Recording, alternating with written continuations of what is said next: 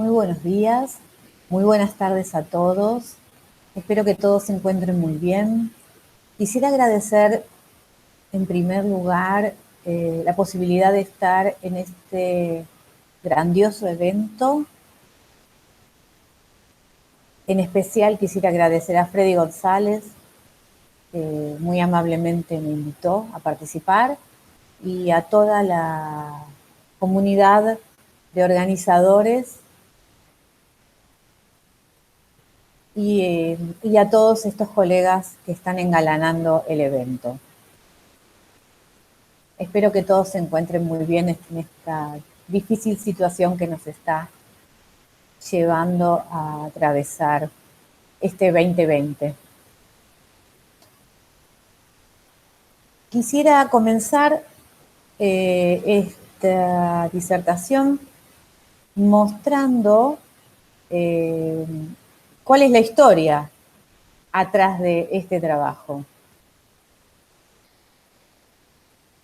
He sido profesora de práctica docente y didáctica de la matemática en la carrera de formación de maestros y profesores de matemática por muchos años.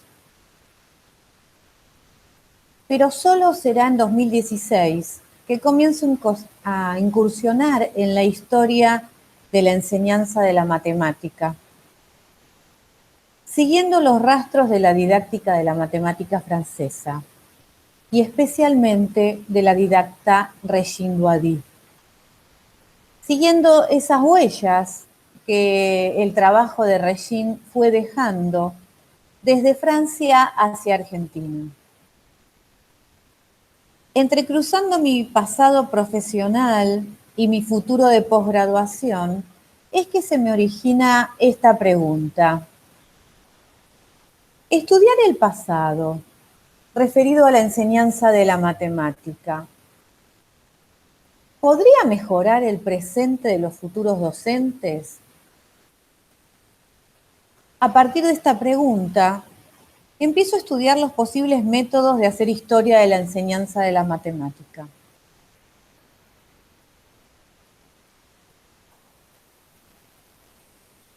Como consecuencia de este cruzamiento de mi pasado y mi futuro de posgraduación, es que me interrogo por primera vez acerca de cuál sería el objetivo de enseñar historia de la enseñanza de la matemática a los futuros docentes. Ustedes tal vez preguntarán por qué estoy pensando en cuál sería el objetivo de enseñar esto a los que están por graduarse. La realidad es que en Buenos Aires esta asignatura no integra la currícula de la formación inicial de profesores de matemática.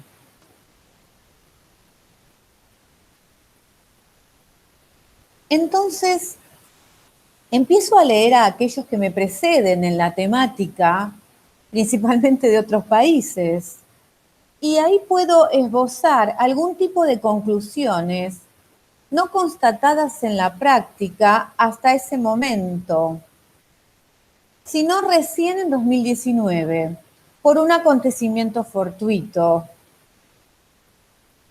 Ingreso a la asignatura Metodología de la Investigación en Educación Matemática. Entonces tengo libertad dentro de esa asignatura para el trabajo con la historia de la enseñanza de la matemática.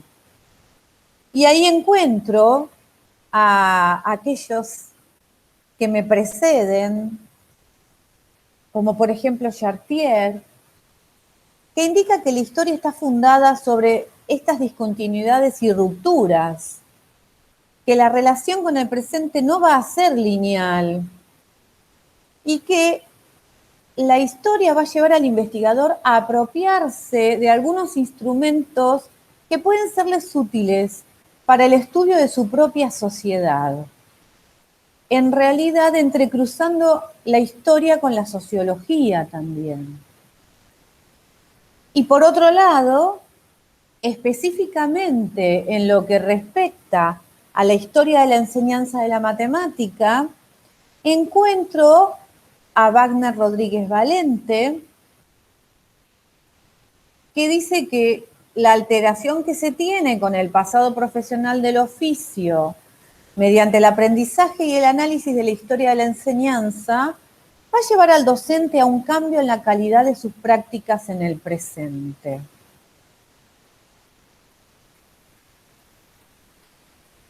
Por otro lado, participando de un seminario de historia de la enseñanza de la matemática, encuentro esta particular historia del obispo Bossuet para educar al rey de Francia, al futuro rey de Francia. Anne-Marie Chartier aporta a mi cuestionamiento este relato que muestra el método que utilizó el obispo Bossuet para educar al futuro rey de Francia, el hijo de Luis XIV. El obispo Bossuet trataba a la historia como un repertorio de situaciones presentadas, de modo que el joven príncipe se preguntara, ¿y yo qué hubiera hecho en su lugar? Este ejercicio lo obligaba a entender la situación, a definir prioridades de solución, a combinar diversos datos, a imaginar distintos encuadres de resolución. Y finalmente lo forzaba a comprender que lo que había sucedido en la historia era solamente una de las posibles salidas, que dependía del camino elegido en el momento de la decisión. Rupturas, continuidades y discontinuidades en la conformación del rol docente de matemática van a pretender mostrar en esta disertación que el estudio de la historia de la enseñanza y la disciplina tiene el propósito de tratar a los futuros docentes, tal como hizo el obispo Bossuet, como si fueran futuros reyes. A partir de allí y de este acontecimiento fortuito de poder estar en una materia llamada metodología de la enseñanza en educación matemática como profesora, es que pienso en un proceso de iniciación a la investigación con esta cohorte de alumnos y la llevo adelante en 2019. La asignatura en la que se llevó adelante esta experiencia no era una asignatura en la que se pensaba el trabajo con la historia de la enseñanza de la matemática, sino que se pensaba en aplicar en esta asignatura metodologías de investigación en situaciones pequeñas y estudiar las metodologías en la enseñanza de la matemática. Pero daba pie a que pudiese trabajar en las metodologías de la historia de la enseñanza de la matemática además, entonces fue lo que hice. Y no fue objetada desde la dirección del establecimiento educativo. Entonces ahí es como se gesta en 2019 un trabajo investigativo que deviene en este trabajo que se presenta aquí, en los manuales escolares en el periodo 1967-1987 en Buenos Aires, con el equipo de trabajo que eran los alumnos de esa asignatura del último año de la formación de profesores. A partir de allí, y con un análisis aún más profundo, es que realizó una publicación en 2020 en la revista Historia de Educación. Y bueno, ahora voy a contar un poco qué pasó con este trabajo con los alumnos, que después continuó durante el año 2020, el año de la pandemia. El objetivo a trabajar con los grupos de estudiantes 2019, futuros profesores de matemática, y 2020, con el fin de pesquisar acerca de los contenidos de la enseñanza primaria en la ciudad de Buenos Aires en 2 periodos consecutivos, fue planteado como investigar acerca de manuales escolares que pudiésemos encontrar en las bibliotecas referidos a al periodo en cuestión, 1967. Y en 2020 plantear el trabajo sobre los diseños curriculares desde 1961 a 2019. Todo en la ciudad de Buenos Aires. Obviamente que el trabajo iniciático con los alumnos que por primera vez se encontraban con alguien que les estaba hablando de la historia de la enseñanza de la matemática, fue una suma de dificultades, pero fue una suma de logros. O sea, logros más dificultades, tuvimos un resultado que a mi entender fue muy interesante, que fue construyéndose sobre enormes dificultades encontradas a la hora de plantear el estudio histórico-educativo de la enseñanza de la matemática en un periodo de tiempo determinado. 1967, 1987 en principio, y después 1961 a 2019. En esta pantalla vemos un resumen del trabajo presentado por los alumnos al final a compañeros que iban a cursar al año siguiente la materia.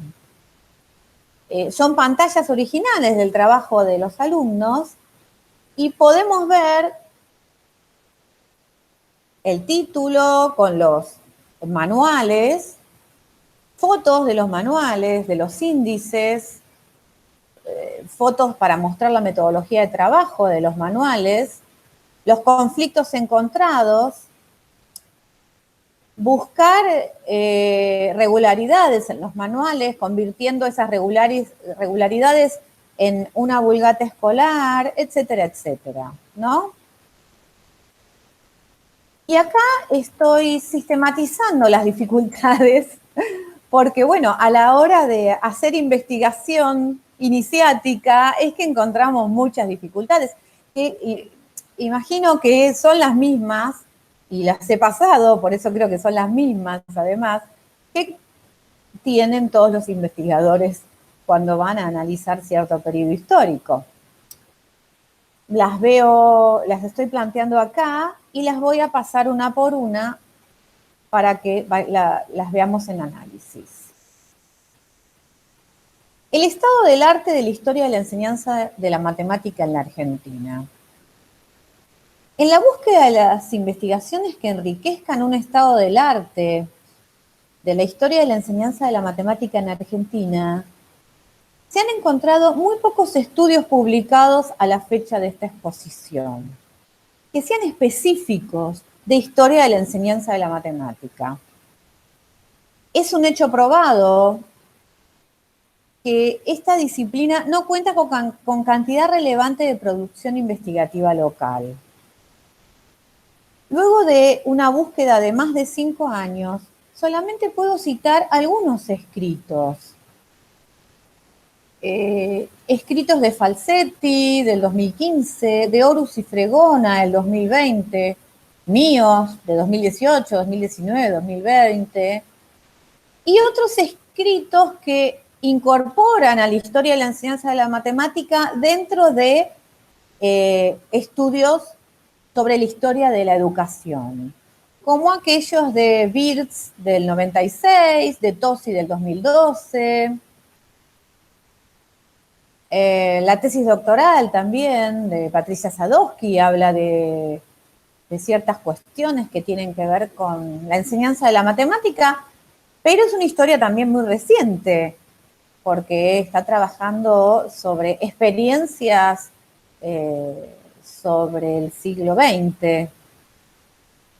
Y encuentro otras de autores brasileros, como una de Reba de 2019 y otras de Pinto y Reis de 2015. Entonces, por este motivo puedo afirmar que a la fecha no se reconocen grupos de investigación dedicados al estudio de procesos históricos o de documentos históricos referidos a la enseñanza de la matemática en la Argentina en particular. Y eso fue un problema, porque vos no tenés referentes locales, ¿no? Entonces, un problema para mí y para el grupo de investigadores. Ya lo había sido para mí y seguía siéndolo ahora porque no había cambiado mucho en unos pocos años, ¿no? Y ahí tenemos, al no tener referentes, no tenemos referentes acerca de la metodología. En cuanto a la metodología de trabajo, por el hecho de ser un campo inexplorado en Argentina, tuvimos que recurrir a autores que desde la perspectiva general de la historia de la cultura escolar y de las disciplinas escolares, como Juliá, Chopin, Chartier, Chervel, fueron ingresando a la bibliografía argentina en los últimos años.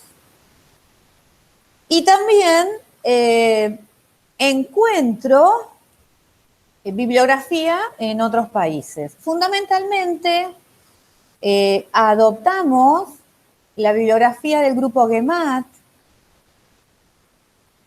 Grupo de Historia de Enseñanza de la Matemática en Brasil,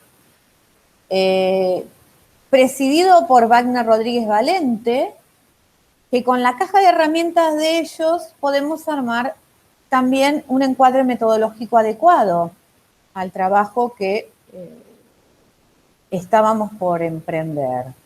Y además, autores como Escolano Benito, que nos dieron bastante ayuda. Sumamos otros autores de la historia en general, quienes desde la metodología de la investigación de la historia del pasado reciente, como Arostegui, acercan un método de análisis y cruzamiento de fuentes que facilitan la interpretación de los documentos, tanto orales como escritos. De todos modos, igual es justo dar un agradecimiento especial a la valiosa caja de herramientas aportadas por el grupo GEMAT y a Wagner Rodríguez Valente y a todos los integrantes del grupo, porque sus escritos y metodología de trabajo fueron de invalorable guía a la hora de analizar la totalidad de las fuentes. Además de ser absolutamente receptivos cada vez que necesité una ayuda. O sea que eso es algo que hay que decir. También me ha prestado ayuda en cuanto a las cuestiones metodológicas Liliane Gutiérrez con su grupo en Natal de trabajo, pero siempre nos referimos a Brasil en este caso.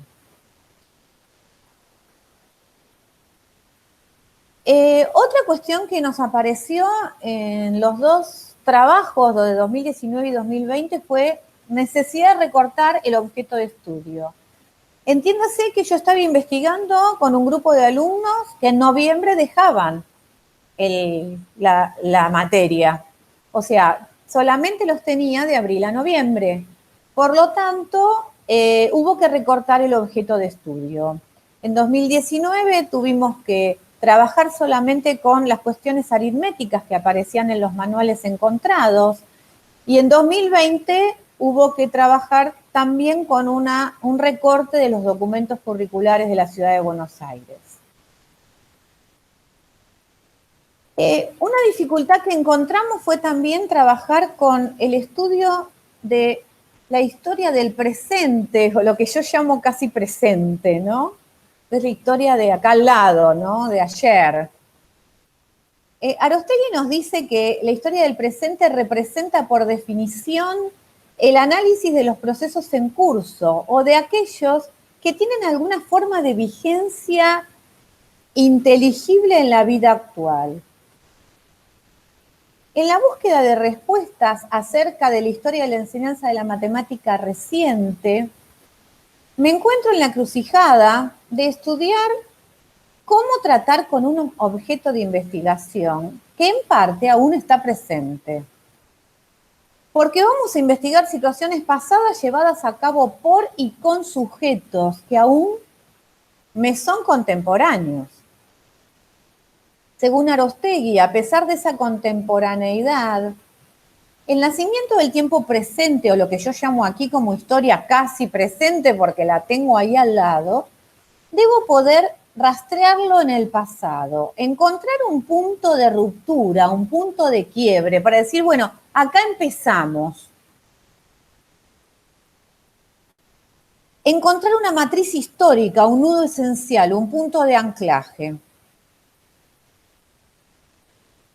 Es cierto que es necesario tener en claro que cada momento histórico no nos va a mostrar una totalidad homogénea, que el devenir histórico no siempre va a estar organizado como una continuidad, justamente todo lo contrario, que los hechos no necesariamente se desencadenan y engendran en un flujo ininterrumpido que permite decidir que uno es causa u origen del otro. Esto nos lo dice ya Chartier en el 96. Pero nuestro nudo lo vamos a situar por una necesidad de decir, bueno, acá vamos a empezar, vamos a situar durante 2019 con el análisis de las regularidades encontradas en estos manuales devenidas por el movimiento de la matemática moderna en el país. Y en el 2020, el nudo va a ser el ingreso de las ideas de la didáctica de la matemática francesa, porque ambos procesos históricos son disruptivos. Y estos trabajos van a corresponder a metodologías que se sucedieron una a otra en el tiempo.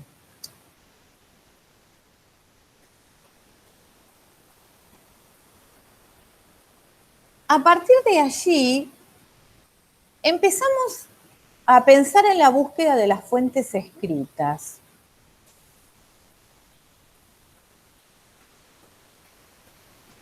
Para los alumnos era la primera vez que se encontraban con la definición de lo que era una fuente histórica, reconociendo como tal, en principio, a todo objeto material, instrumento o herramienta, símbolo o discurso intelectual, que procede de la creatividad humana, a cuyo través puede inferirse algo acerca de una determinada situación social en el tiempo. Van a ser la base empírica que sustenta un relato historiográfico. Y allí vamos a la definición de fuentes primarias, que es con lo que los alumnos trabajaron, como registros dejados por aquella persona que experimentó o presenció un acontecimiento en cuestión. Documentos originales que se nos presentan de distinta manera. Diarios, cartas, memorias, discursos, manuscritos, entrevistas, trabajos publicados o no. Documentos audiovisuales hoy, ¿no?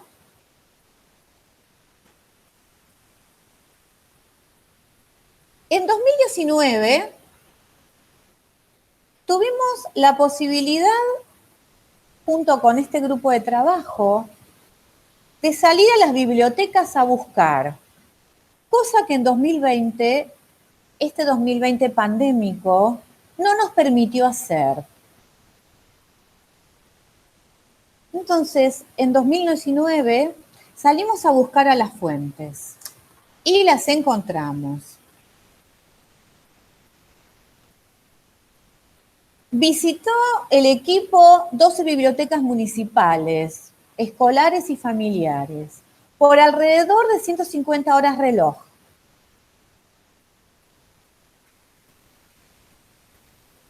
En estas visitas se encuentran problemas serios como catalogar fuentes, como el celo y el asombro con que muchos de los 32 bibliotecarios y bibliotecarias de las 12 bibliotecas municipales recibieron a los estudiantes, algunos aportando información y otros con bastante celo, porque no entendían por qué íbamos a buscar a cajas que ni siquiera muchas estaban abiertas. Una de las complicaciones encontradas fue que mucho material de la época había sido desechado o no estaba catalogado. En algunos casos, los bibliotecarios permitieron al grupo de investigadores amateur ingresar por detrás de bastidores, a hurgar dentro de cajas cerradas, de libros amarillos en mal estado, pero valiosísimos para todos nosotros. Otra dificultad encontrada fue que muchos de los manuales no poseían autor. Manuales que poseían solo editorial y no autor. Aquí merece un especial agradecimiento a los bibliotecarios de la Biblioteca y Hemeroteca del Maestro de la Ciudad de Buenos Aires, quienes fueron de gran utilidad para el trabajo en equipo. Nos brindaron importante material con paciencia y dedicación. Y también fueron de vital importancia las bibliotecas familiares, destacando el recelo por parte de los propietarios de estos libros. 35 personas en total. O sea, muchas veces hubo que ir a digitalizarlos a las casas, porque la gente no los quería ceder, porque eran parte del patrimonio familiar. Todas estas bibliotecas nos dieron la posibilidad de encontrar algunos manuales en un estado muy bueno, pero otros manuales hicieron la lectura imposible por humedad, por la humedad y por el paso del tiempo. Y otra cosa que tuvimos que aprender, fue la cuestión de la digitalización de las fuentes, porque había que devolverlas, o sea que había que digitalizarlas al momento. Entonces, los aplicativos para digitalizar de los celulares fueron de suma importancia y eso nos dieron la posibilidad de crear un banco de datos importante. Otra de las dificultades encontradas fue el tratamiento de las fuentes orales. El tratamiento de las fuentes orales que se corresponden con aquellos sujetos que detallan en sus dichos tus vivencias, que son parte de la historia, como yo la llamo, casi presente, supone lo que Vilanova en 1998 llamó escucha en estéreo. Este modo de escuchar a los entrevistados, que a veces no solo escuchamos, sino las entrevistas a veces son por escrito, pero o sea, acá tenés que leer en estéreo, supone el hecho de poseer registros distintos para cada uno de los oídos. Por un oído escuchás lo más claramente posible lo que te está diciendo el entrevistado. Y por el otro oído oís lo que no te dice, lo que calla, por diversos motivos. Así que esta escucha en estéreo es parte de la interpretación, puede sonar muy subjetiva, pero a la hora de entrecruzar los datos escritos con las fuentes orales, nos fueron de mucha utilidad para sacar conclusiones. Justamente a esto me refiero. Cruzar los datos fueron de mucha utilidad y para eso utilizamos generalmente el trabajo de la historia presente que nombré en diapositivas anteriores de Arostegui. Otra dificultad que encontramos fue volver continuamente sobre el estudio del periodo o de dos periodos en cuestión. Había un montón de conocimientos que el equipo de trabajo no tenía. Por ejemplo, revisión y estudios de los textos de Piaget, estudio de la aproximación de la psicología genética y la matemática estructuralista, devenido del encuentro entre Piaget y Dieudonné en el año 52. Estudio de las resoluciones de la escuela Bourbaki. Estudio de los antecedentes del seminario de Royalmount. Visibilización de las ideas acerca de las estructuras de la enseñanza de la matemática durante y a partir de la realización de dicho seminario. Prescripción en este evento de las líneas centrales de la reforma de la matemática moderna. Estudio del modo en que la reforma se orienta mediante el doctor Santaló a Latinoamérica, tomando formato final en las conferencias interamericanas de enseñanza de la matemática, CIAEM, realizadas en el 61 en Colombia, en el 66 en Perú y en el 72 en Argentina. Todos estos estudios ha sido posible encontrarnos en la red gracias al aporte que me brindaron especialmente los integrantes de la CIAEM, que están digitalizando en este momento todavía estos documentos más antiguos, pero por suerte el del 72, al momento del trabajo, estaba digitalizado. Estudio acerca de esta tercera CIAEM del 72, evento en el cual una de las 4 temáticas fundamentales fue la enseñanza de la matemática moderna en la escuela primaria, y en la cual autoridades del Ministerio de Educación de Argentina y de la OEA manifiestan el interés por la reforma de la matemática moderna en Argentina y en Latinoamérica, dando cuenta de los dispositivos puestos en funcionamiento para la capacitación de los docentes. Y además análisis de los diseños curriculares, desde 1961 hasta 2019. Así como aquellos documentos de la ciudad de Buenos Aires, desde el 1992 hasta 1998, que fueron los que desembocan en el diseño curricular de 2004 para la ciudad de Buenos Aires. Este trabajo, que no vamos a manifestar más que esto que hemos manifestado hasta el momento, que ya es mucho para una conferencia, fue una suma de logros y conclusiones, además de todas las dificultades que pude mostrar hasta el momento.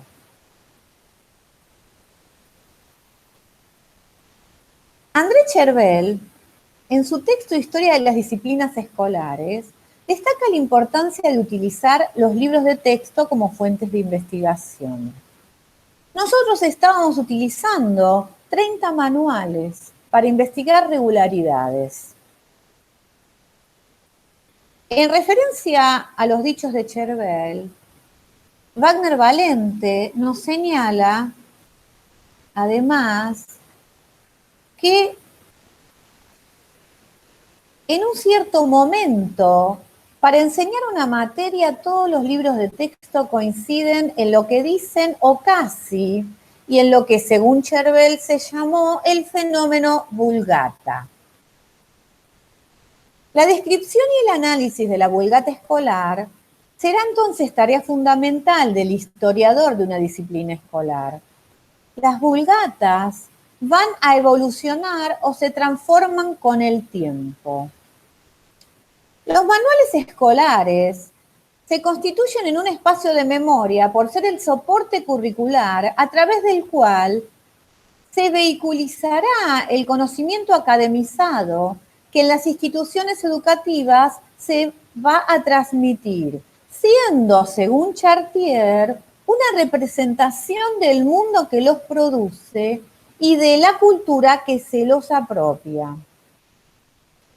Los manuales escolares analizados por el Grupo 2019, situados estos manuales entre 1967 y 1987, periodo del auge del movimiento de la matemática moderna, en Argentina, nos mostraron ciertas regularidades coincidentes con nuestras observaciones durante el estudio realizado de los distintos diseños curriculares y además de la normativa que emanaba de la CIAEM de 1972. Esto ya nos iba anticipando que iba a haber una vulgata escolar, una vulgata, algo nuevo. En la búsqueda de regularidades, observamos que estos manuales presentaron una vulgata escolar.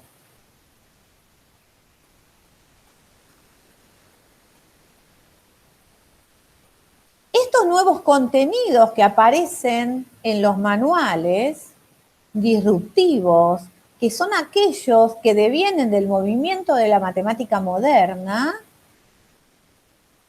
serán llamados por Valente nuevos elementares, porque son nuevas formas fundamentales de conocimiento y constituirán una nueva matemática escolar, construida a partir de la teoría de conjuntos. Voy a volver para atrás para mostrar que estas conclusiones aparecen en el trabajo de los alumnos.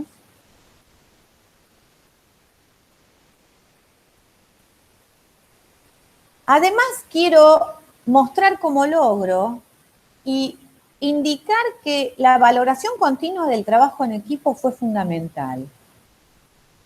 Y que además, esta digitalización y de los aplicativos de celular, que en mi caso fue un descubrimiento, pero en el caso de los alumnos no, nos dio la posibilidad de armar un gran banco de datos, que lo tenemos disponible online. Entonces volvemos hacia adelante y vamos a las conclusiones que tienen que ver con respecto al trabajo con alumnos, futuros profesores de matemática, en historia de la enseñanza de la matemática. Un trabajo inédito, un trabajo, por lo pronto, que no tenemos registro que se haya realizado en nuestro país. Este equipo de trabajo entendió la importancia de la búsqueda de las fuentes, del cuidado y el análisis de estas fuentes, del trabajo cooperativo y del estudio constante antes y durante el proceso investigativo, aún sucedan millones de dificultades en el medio.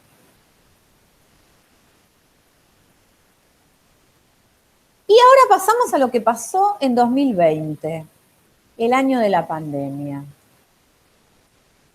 Fíjense que yo hablé hasta ahora de salir a las bibliotecas, de hablar con los bibliotecarios, de pasar por detrás de bastidores en las bibliotecas, de inclusive tener encuentros familiares con las bibliotecas de las familias. Y en el 2020, aún hubiésemos querido realizar todo ese trabajo, fue completamente imposible. Ahí valorizamos la importancia de tener fuentes físicas en poder nuestro, porque ni siquiera era posible entrar a la biblioteca del instituto donde trabajamos, de la universidad a donde podemos ir a buscar material. Entonces ahí fueron de vital importancia aquellos trabajos digitalizados por los alumnos y los manuales y los documentos curriculares digitalizados durante 2019, que esta nueva camada de alumnos encontró en 2020, ya digitalizada. Entonces, permiso que me estoy quedando sin batería. Entonces, esto fue de vital importancia. En 2020 estamos con el grupo investigando y escribiendo resultados parciales, que en adelante serán publicados, así que va a haber que esperar. En esta disertación intenté mostrar, parafraseando al obispo Bossuet, que solo tuve la intención humilde de tratar a los futuros docentes de matemática como si fuesen príncipes, orientándolos mediante la historia de la enseñanza en el camino hacia la elección de una forma de actuar que resulte de ayuda para la conformación del rol profesional, acorde a las épocas en las que les toque ejercer dicho rol como trabajadores de la educación. Así que les pregunto a ustedes, ¿qué hubieran hecho en mi lugar? Lo que ha sucedido en la historia una vez más solo ha sido una de las salidas posibles. Muchas gracias, obrigada a todos y todas y até mais.